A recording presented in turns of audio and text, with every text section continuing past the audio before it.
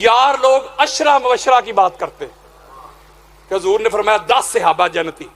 اب ترتیب آپ کے سامنے بیان کر رہا ہوں, میں اپنی ترتیب بیان ہی نہیں کر رہا. علی کی معصیت, اللہ کے رسول کی معصیت, بولو یار, اور رسول کی معصیت. بلکہ میری ایک کتاب ہے, اس کو ہم جلدی نیٹ پر بھی ڈال دیں گے, ویسے ابھی ہارڈ کاپی میں آپ خریدیں. اس کا ٹائٹل ہی میں نے رکھا ہے اللہ نبی تے علی. 100 کے قریب راؤنڈ اباؤٹ قرآن سے میں نے وہ آیات بیان کی ہیں وہاں اس کتاب میں, جس میں اللہ نے ترتیب یہ رکھی ہے.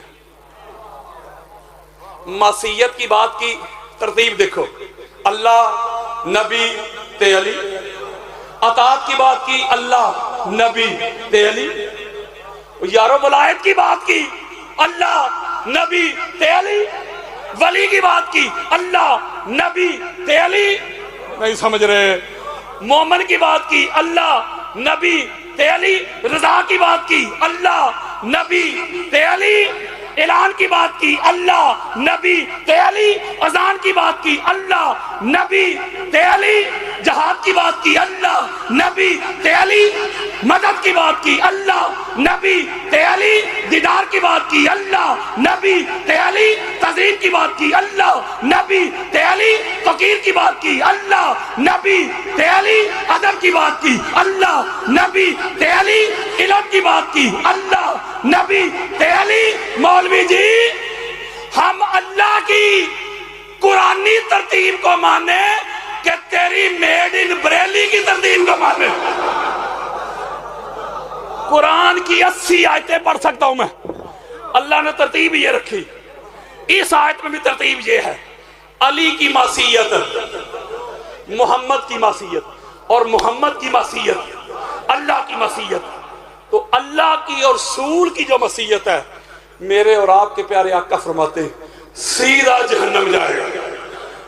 مولا علی کا نافرمان جہنم چلا جائے تو معافیاں شافیاں منگے, پھر تو معافی مل ہی جائے گی. اللہ نے کہا نہیں, خالدین فیہا آبادا. نہیں سمجھ رہے, گالی مک گئی, پرماننٹ بنا رہے گا. ایک حدیث آئی ہے بٹ صاحب مائنڈ میں, آپ پریشان نہ, میں اپنے وقت پہ چھوڑوں گا, ویسے گھنٹے 1.5 گھنٹے میں شروع ہوتا ہوں. ایک بڑی خاص بات دینے لگا, ابھی حدیث آئی, بڑی ایمان افروز حدیث ہے. آقا علیہ السلام فرماتے ہیں, ہماری اہل سنت کی 25-30 کتابوں میں یہ حدیث موجود ہے. آقا علیہ السلام فرماتے ہیں جب محشر کا میدان لگے گا نا, محشر کا میدان سج جائے گا, سارے جمع ہو جائیں گے, بادشاہ, انبیاء, اولیاء, صلحاء, جابر, عامر, ساری کائنات جمع ہوگی. حضور فرماتے ایک بہت بڑا دسترخوان بچھایا جائے گا.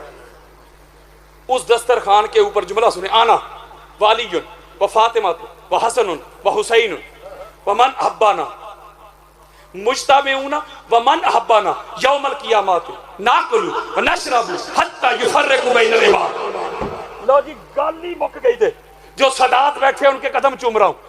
جملہ سنو, میرے آقا فرماتے اس دسترخوان کے اوپر میں, علی, فاطمہ, حسن, حسین, میری آل, میری اولاد. آگے من احبانا, اور یہ کولیاں آشم شاہ میں بیٹھ کر میری اہل بیت سے محبت کرنے والے. جاگو کیا ہو گیا جی یار. اس دسترخوان کے اوپر بیٹھ کر جنت کے میوے کھا رہے ہوں گے, کوثر کے جام پی رہے ہوں گے. میں حدیث دے رہا ہوں یار, میرے موبائل میں پڑھی ہے. آقا فرماتے دسترخوان لگا, اس دسترخوان کے اوپر میں, میری آل, اولاد, بیٹے, بیٹیاں اور ان کے غلام, ان سے محبت کرنے والے, میل فیمیل, وہ سارے بیٹھے جنت کے میوے کھا رہے ہیں. کوثر کے, جملہ اگلا سننے والا ہے, حتی یفرق بین العباد, لوگوں کا حساب و کتاب ہو رہا ہوگا.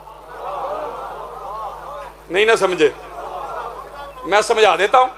ایسے دسترخوان لگا ہے, حضور فرماتے دسترخوان کے اوپر میں, میری آل, اولاد, بیٹے, بیٹیاں اور ان کے غلام, آگے ان کے بیٹے, بیٹیاں, وہ سارے بیٹھے ہیں جنت کے میوے کھا رہے ہیں, کوثر کے جام پی رہے ہیں. لوگ لائنیں بنا کے, لمبی لمبی, بل کی آخری تاریخ نہیں ہوتی, آج کل تو بل کا نام سن کے بندہ اٹینشن ہو جاتا ہے.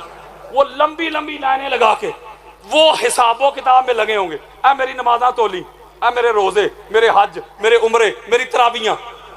نہیں سمجھ رہے یار. ایک طبقہ ادھر بیٹھا ہے وہ جنت کے میوے کھا رہا ہے، دوسرا لائن پہ لگا ہے حساب و کتاب کے لیے. سمجھ نہیں جی آئی؟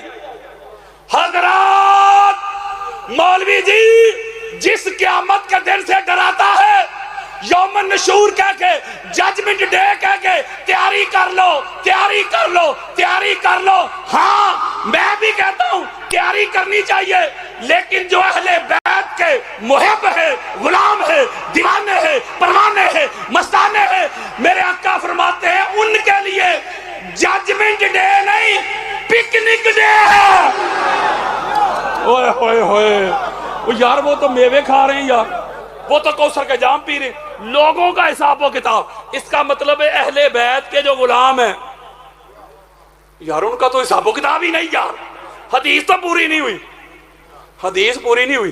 آقا فرما رہے ہیں جب وہ معاملات سارے کلیئر ہو گئے، میوے بھی کھا لیے، کوثر کے جام بھی پی لیے، قرآن میں چونکہ جنت کے تذکرے پڑے ہوں گے، باہوریں غلمان، پھر تخت ہیں، نہریں بہ رہی ہیں، پڑھے ہیں نا. قرآن کھولو ہر دوسرے تیسرے صفحہ پہ قرآن جنت کی منظر کشی نہیں کرتا. بولیں اب وہ کہیں گے یا رسول اللہ اب جنت کا دیدار کرنا چاہتے ہیں. حضور فرماتے سب سے پہلے میں، دائیں بائیں حسنین کریمین، پیچھے زہرا، پیچھے مرتضی، پیچھے بیٹے بیٹیاں، آل اولاد. یار میں حدیثیں دے رہا ہوں، کس سے سنا رہا ہوں؟ یہ میں کوئی مائک علال اس کا رد کرے نا، یہ پرماننٹ چیلنج کر کے جا رہا ہوں. اگر جرات ہے تو ادھر ہی دکھا دیتا ہوں. سب سے پہلے آگے پیچھے قربان جاؤں مولا علی صاحب. مولا فرماتے جب یہ ہم آگے کی طرف نکلیں گے تو میں نے کہا آقا فَمُحِبُّنَا. ہوئے ہوئے ہوئے حدیث دے رہا ہوں یا رسول اللہ ہم تو جا رہے ہیں اپنی آل اولاد لے کے، یہ سارا دن ہمارا ذکر کرنے والے ہمارے محب، ان کا کیا کرنا ہے؟ اللہ کرے ہاتھ جوڑ رہا ہوں، سادات کے قدم چوم رہا ہوں، اللہ کرے کہ یہ نقطہ میرا آپ کی سمجھ میں آ جائے. ساری گفتگو کا حاصل آئیے اگر آپ نقطہ سمجھ گئے. جب مولا علی علیہ السلام نے فرمایا نا آقا فَمُحِبُّنَا، ہم تو جا رہے جنت کی طرف، ہمارے محب، ہمارے محب. میرے آقا فرماتے ہیں فقال رسول اللہ صلی اللہ علیہ وآلہ وسلم من ورائکم. علی پریشان کیوں ہوتا ہے؟ میں ابھی سمجھانے لگا ہوں نقطہ. پریشان کیوں ہوتا ہے؟ وہ تیرے پیچھے پیچھے نہیں سمجھ رہے. آگے حضور ہیں، حسنین کریمین، زہرا، بیٹے بیٹیاں، پیچھے مولا حفاظت کے لیے یار. حضور علیہ السلام سے پوچھا آقا ہمارے محب، کہا علی تیرے پیچھے تیرے. حضرات مولوی جی، قاری جی، علامہ جی، مفتی جی، اور تو جنت میں جانے کی بات کرتا ہے، علی سے اوپر کرنے کی بات کرتا ہے. میرے آقا نے فرمایا کوئی زید ہو، بکر ہو، چھوٹا ہو، بڑا ہو، جنت میں جائے گا وہ جو علی کے برابر نہیں، علی کے آگے نہیں، جو علی کے پیچھے پیچھے چلے گا. ہوئے ہوئے ہوئے ہوئے نہیں سمجھ رہے. علی کے پیچھے، دائیں بائیں بھی نہیں، برابر بھی نہیں، پیچھے. جو علی کے پیچھے چلے گا مولوی وہ جنت جائے گا. تو علی سے اوپر کرنے کی جسارت کر رہا ہے.